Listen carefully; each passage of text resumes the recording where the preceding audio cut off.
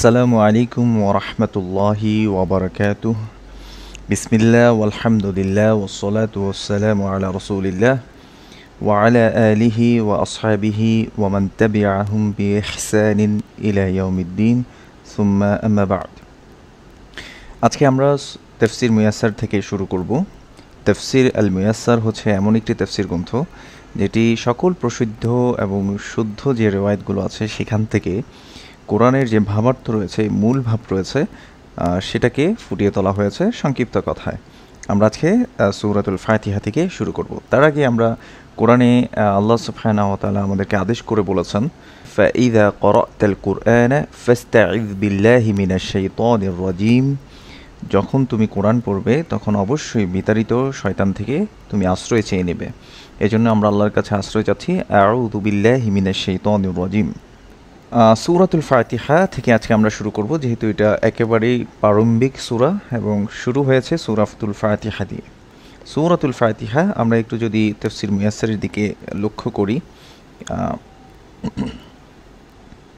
সূরাতুল ফাতিহা সুমিয়াত হাযিহি সূরাতু বিল ফাতিহা। এই সূরাটাকে নামকরণ করা হয়েছে ফাতিহা। আল ফাতিহা শব্দের অর্থ হচ্ছে ওপেনিং বা শুরু করা। আর এই সূরাটির নাম কেন সূরাতুল ফাতিহা করা হয়েছে, এখানে তাফসীর মুয়াসসারে বলা হচ্ছে লিআন্নাহু ইফতাতাহু বিহাল কুরআনুল আযীম। কেননা এর দ্বারা কোরআন মহাগ্রন্থ আল কোরআন শুরু হয়েছে বা শুরু করা হয়েছে। এই জন্য আল ফাতিহাকে সূরাতুল ফাতিহা বলা হয়, কেননা এর নাম হচ্ছে ওপেনিং।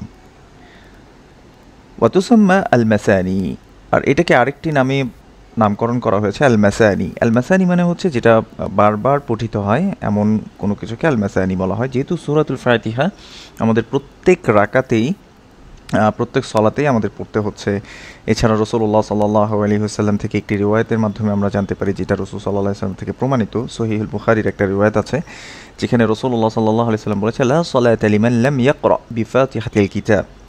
যে ব্যক্তি সূরা ফাতিহা পড়লো না তার কোনো সালাত হলো না আসলে, অর্থাৎ কারো সালাত হবে না যদি কেউ সূরা ফাতিহা না পড়ে। এই জন্য এটাকে বলা হয় আল মাসানি, অর্থাৎ বারবার পঠিতব্য সূরা। এবার তাফসীর মুয়াসসারে বলা হচ্ছে লিআন্নাহা তুকরাউ ফি কুল্লি রাকাআতিন ওয়া লাহা আসমাউন উখর। এটাকে মাসানি বলা হয় কেননা লিআন্নাহা তুকরাউ ফি কুল্লি রাকাআতিন, এটাকে প্রত্যেক রাকাতেই পাঠ করা হয়। ওয়ালাহা আসমাউন উখর, আর এর রয়েছে আরও কিছু নাম, যেমন সূরাতুশ শিফা নামে ওটাকে বলা হয়। আরও কিছু নাম এসছে হাদিসের মধ্যে, আমরা সেই বিষয়ে আলোচনা করছি না। এরপর আমরা যদি তাফসীর মুয়াসসারে দেখি যে সূরাতুল ফাতিহা শুরু হয়েছে বিসমিল্লাহির রহমানির রহিম। বিসমিল্লাহির রহমানির রহিম এটা সূরাতুল ফাতিহার অংশ কিনা এটা নিয়ে মতভেদ আছে, আমরা সেই আলোচনায় যাচ্ছি না। আপাতত আমরা এটাকে ধরে নিচ্ছি এবং প্রত্যেকটা সূরার শুরুতেই আমরা বিসমিল্লাহ বলতে হবে।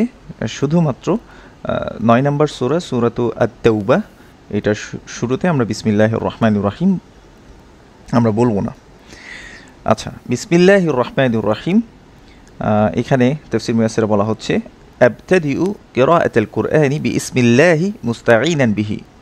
আবতাদিউ কিরাআতাল কুরআন, আমি আমার কোরআন পাঠ শুরু করছি, বিইসমিল্লাহি মুস্তাঈনান বিহি, আল্লাহর নামের সাথে, আল্লাহর নামের সাহায্যে, এর সাহায্যের দ্বারা, আল্লাহর নামের সাহায্যের দ্বারা আমি আমার কোরআন পাঠ শুরু করছি। আবতাদিউ কিরাআতাল কুরআনি বিইসমিল্লাহি মুস্তাঈনান বিহি, আল্লাহর নামের সাহায্যের দ্বারা আমি আমার কোরআন পাঠ শুরু করছি। এখানে বিসমিল্লাহি, এই শব্দ বিসমিল্লাহ শব্দের মধ্যে জার, বি হারফু জার এবং ইসমে হচ্ছে এটাকে ইসম মাজরুর বলা হয়। আরবি ভাষায় বলা হয় এটাকে জার মাজরুর মুতাআল্লিকুন, অথবা বলা হয় জার মাজরুর মুতাআল্লিকানি বিফাইলিন মাহযুফ। একটা কাজ এখানে হিডেন আছে, মানে আল্লাহর নামের সাথে কি এখানে আসলে কিন্তু বলা নাই, আল্লাহর নামের সাথে কি আছে, মানে আল্লাহর নামের সাথে আবতাদিউ, এই যে কথাটা, কাজটা এখানে হিডেন, ভার্বটা এখানে হিডেন আছে, যে আল্লাহর নামের সাথে আমি শুরু করছি। এই জন্য আমরা যখন লিখতে বসি, আমরা লেখার সময়, যেমন রাসূলুল্লাহ সাল্লাল্লাহু আলাইহি ওয়াসাল্লাম কাউকে যখন চিঠি পাঠাতেন তিনি বিসমিল্লাহির রহমানির রহিম লিখে অথবা বিসমিল্লাহ লিখে তিনি লেখা শুরু করতেন। তাহলে এই যে লেখা শুরু করা, তাহলে মানে হচ্ছে বিসমিল্লাহি আকতুবু, আল্লাহর নামের সাহায্যে আমি লিখছি। আর এখন যেহেতু আমরা কোরআন পড়ছি সেজন্য বিসমিল্লাহির রহমানির রহিম মানে হচ্ছে আবতাদিউ কিরাআতাল কুরআনি বিসমিল্লাহি মুস্তাঈনান বিহি, আল্লাহর নামের সাহায্যের দ্বারা আমি আমার কোরআন পাঠকে শুরু করছি। এই যে শুরু করছি কথাটা, এটা কিন্তু এখানে হিডেন আছে। এর মাধ্যমে আমরা আরও জানতে পারলাম যে আল্লাহ সুবহানাহু ওয়া তাআলার নামটা বরকতময়, এবং এই জন্য আল্লাহ সুবহানাহু ওয়া তাআলা সূরাতুল মুলকের একেবারে শুরুর দিকে বলেছেন তাবারাকাল্লাযী বিয়াদিহিল মুলক, বরকতময় সেই সত্তা যার হাতে সকল মালিকানা।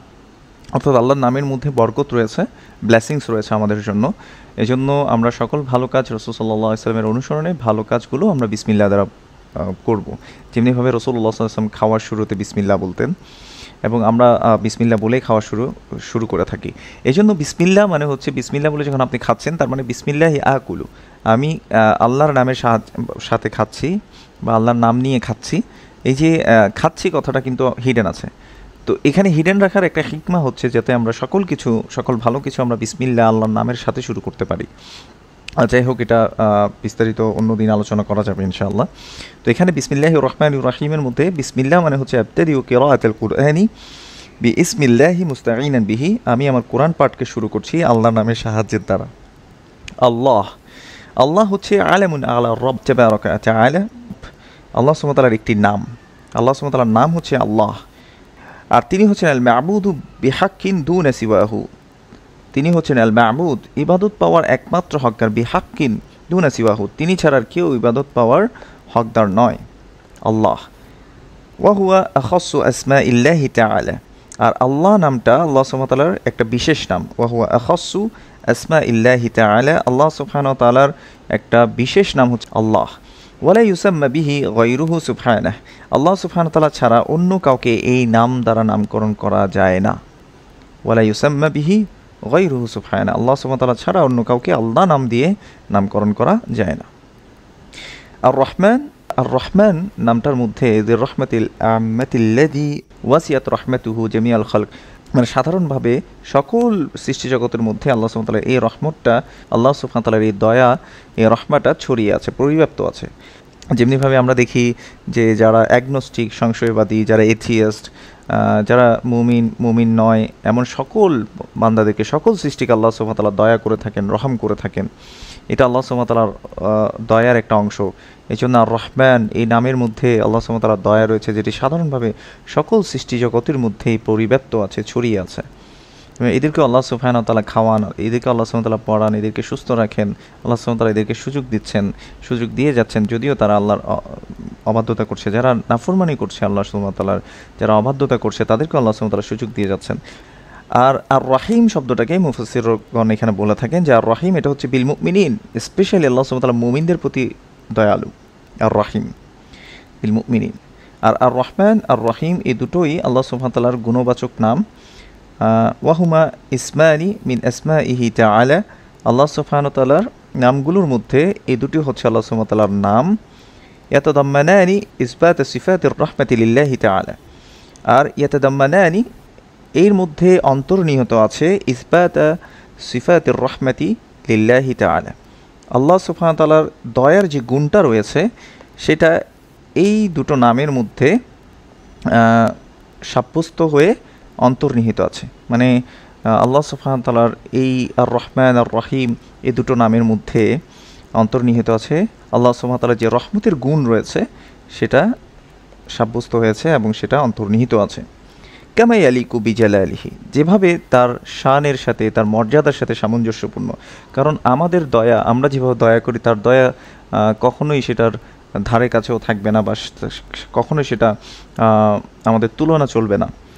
এটা তার মর্যাদার সাথে যতটুক সামঞ্জস্যপূর্ণ, ঠিক ততটাভাবেই আর রহমান আর রহিমের মধ্যে রহমতের গুণটা, এই রহমতের গুণটা আল্লাহর জন্য এটা সাব্যস্ত হয়েছে এবং এটা অন্তর্নিহিত আছে।